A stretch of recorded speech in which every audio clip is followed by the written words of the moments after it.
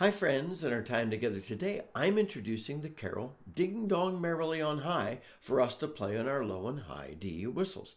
It's a great fun carol to play and I think you'll enjoy it. We'll follow the usual format. I'll walk us through the tune standing so you can see my hands. We'll talk about any challenges I think you'll experience, ideas for ornamentation and expression, and a bit of the history of the tune.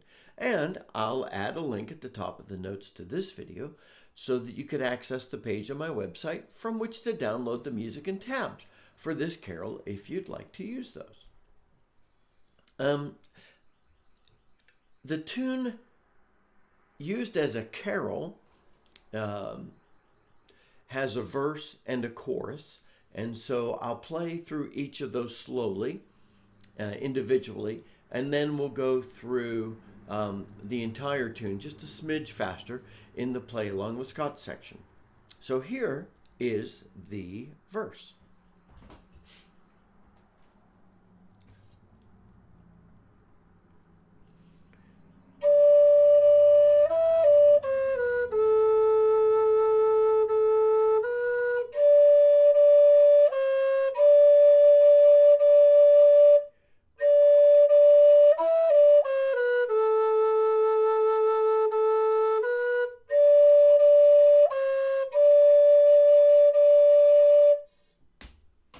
All right, really quite simple. And yes, you do an awful lot of sitting on the second octave D. Okay, here's the chorus.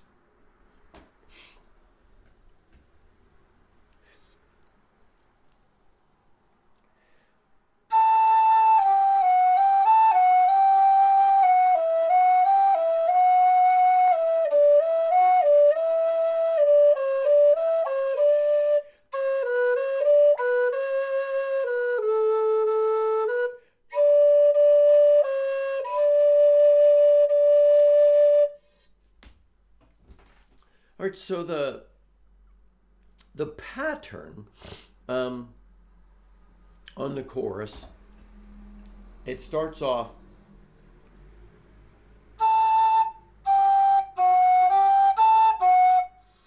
so A, G, F sharp, G, A, F sharp, and then from the A you walk down to the G and you play the same pattern, down to back up and then down.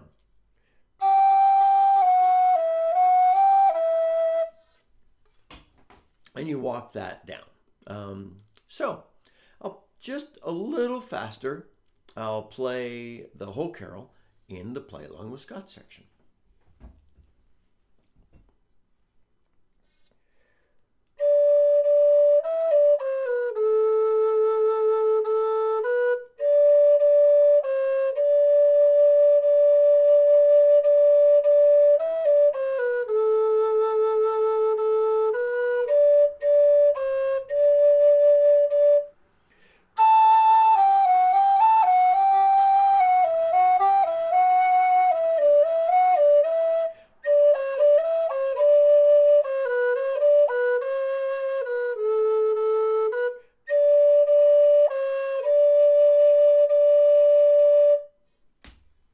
Alrighty, that, my friends, is the tune.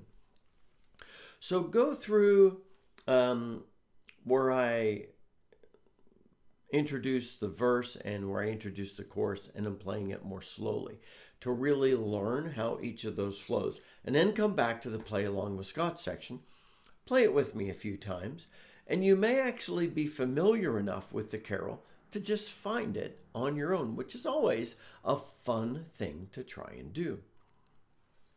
One comment before we talk really about ideas on difficulties. I've used a very common transcription for the tune. Actually, there's not really much variation in the transcriptions you'll see.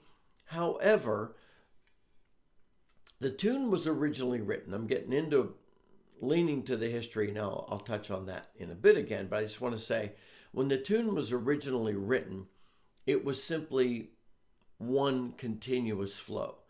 When the tune was used as the basis to create a Christmas carol, then it was changed into a chorus and verse. Now, most people play the verse, chorus.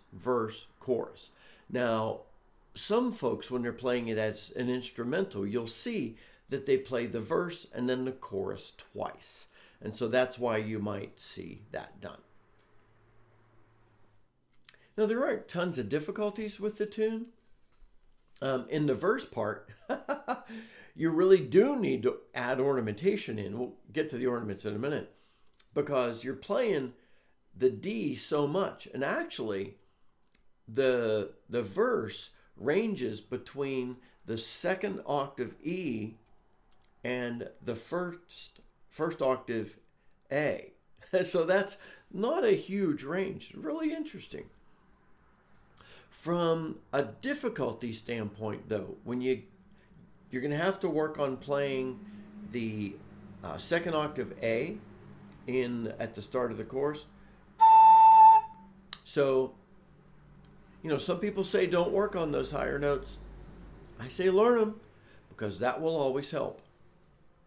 So, work on that. The other challenge is, as you're getting down further into that chorus, you're going to have to go an octave jump from the D, C sharp, B, C sharp, D, right back to the B.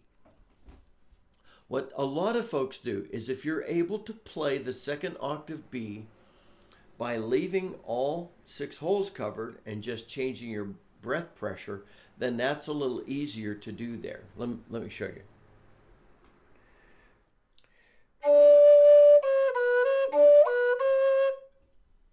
Okay, or you could just learn to do, okay, which I think is actually better for you. A couple of reasons. Not every whistle's happy with you playing that second octave D with the 6 fingers and just blowing a little harder. It may not sound as great, may be harder to do, may not be as consistent. So just learn, because at some point you're going to have to be able to play. So learn it now. Ornamentation. The carol it's a little bouncy, a little punchy, and so you're going to want to add in just some good fun ornaments, like you're playing a reel maybe. But as you're doing it, not so excessively, because it's maybe a little punchier. So, for example,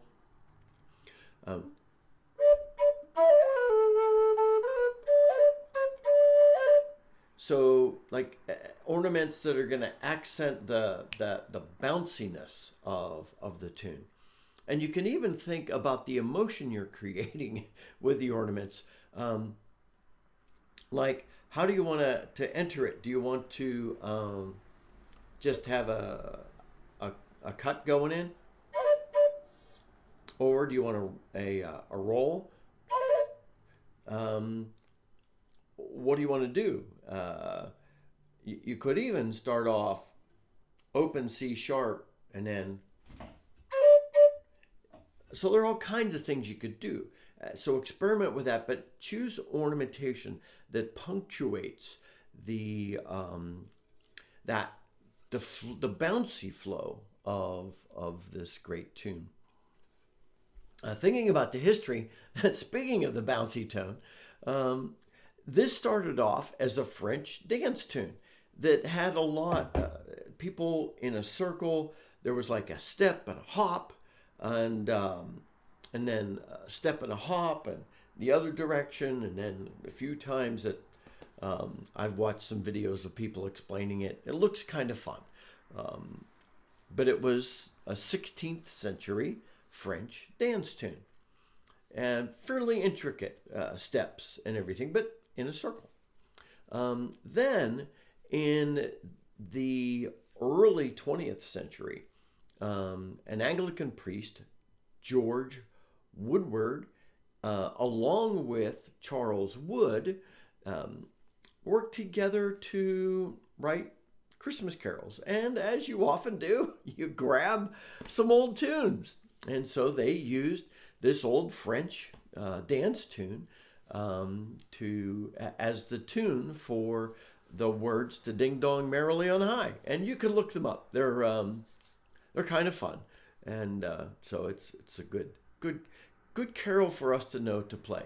And so it was first published in Woodward and Wood's collection of carols that they put out in 1924.